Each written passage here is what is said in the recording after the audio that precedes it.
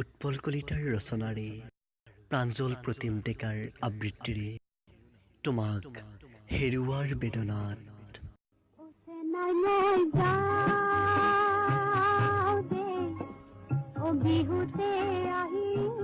আকাশখনৰ ফালে চালেই তোমাক দেখা পাওঁ, বতাহত তোমাৰ কণ্ঠকেই শুনা পাওঁ, সকলোতে কেৱল মাথো তুমি থকা বাবেই নীলিম আকাশখন মোৰ বৰ ভাল লাগিছিল। তৰাবোৰ সেই আকাশখনত জিলিকি উঠিছিল। আকাশখন দেখিলে চৰাইবোৰে উৰি উৰি সুললিত কণ্ঠেৰে সেই গীতটি গায়। সোণৰ খাৰু নেলাগে মোক বিয়াৰ বাবে খাৰু নেলাগে মোক বিয়াৰ বাবে আই চেনে জৰি তই দিয়া মোক হাততে খুৱা। আমাৰ বাগিচাখনৰ ফুলবোৰে হাঁহিছিল তুমি থকাৰ বাবেই, কিন্তু আজি কি হ'ল এইবোৰ? সকলোকে কন্দুৱাই তুমি গুচি গলাগৈ সৌ নেদেখা নদীখনৰ সিপাৰলৈ। তুমিয়েইতো গাইছিলা চেনাই মই যাওঁ দেই। চেনাই মই যাওঁ দেই ও বিহুতে আহিম গৈ। আজি তুমি সঁচাকৈয়ে গুচি গলাগৈ তোমাৰ চেনেহৰ চেনাইক অকলে এৰি থৈ। সোণৰ খাৰু নিপিন্ধাকৈয়ে তুমি গুচি গলাগৈ তোমাৰ চেনাইক এৰি থৈ। তোমাৰ প্ৰতিটো গীতেই মোৰ বৰ প্ৰিয়, আমাৰ প্ৰিয়, আমাৰ সকলোৰে প্ৰিয়।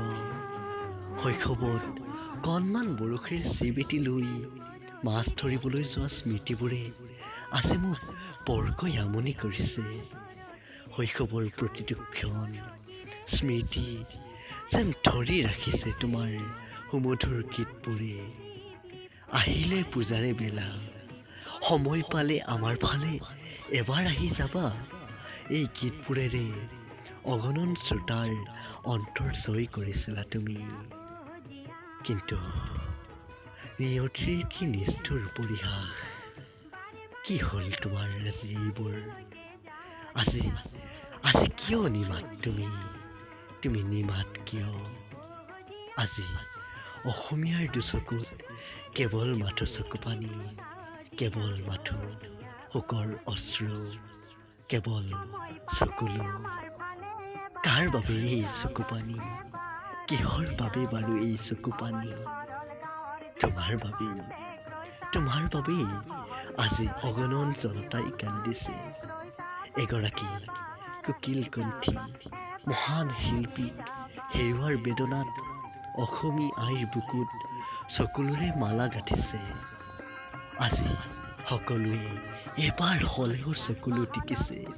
তোমাৰ বিয়োগত মৰ্মাহতা হৈছে সমগ্ৰ অসম।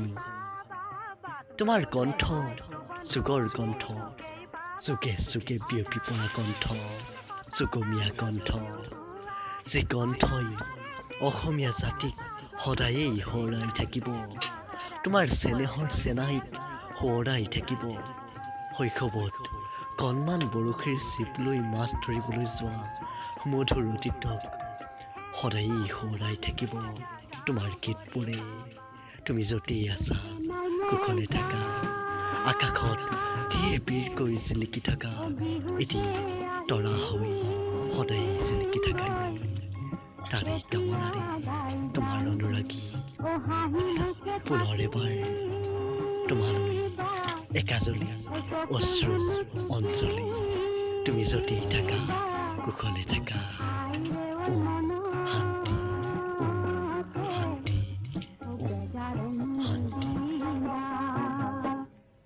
চেনাই মই যাওঁ।